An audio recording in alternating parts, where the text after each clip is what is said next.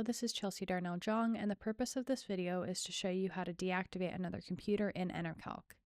You might need to do this if you have an old computer that no longer needs to access ENERCALC, or if all of your ENERCALC seats are occupied and you receive a message like this saying that your activation limit has been reached. To deactivate another computer, you don't need to contact ENERCALC support. Instead, every user has access to the View Deactivate Another Computer button.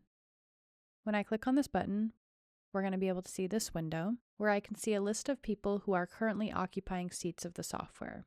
So I can see their computer name, their login, and the date and time when they last activated the software. And I can choose a computer from this list to deactivate to free up a seat so that I can access the software.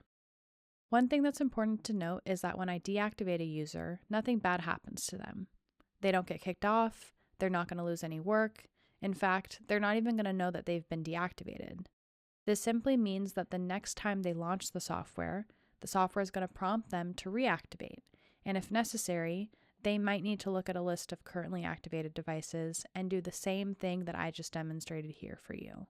So this is a completely safe system. Nothing bad is going to happen when you use this process to deactivate another computer.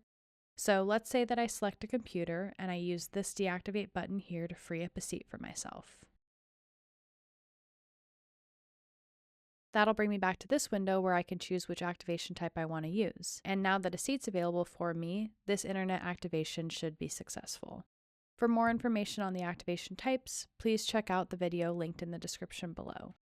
If you have any additional questions, please email us at support@enercalc.com and we'll be happy to help. Thanks for watching and have a great day.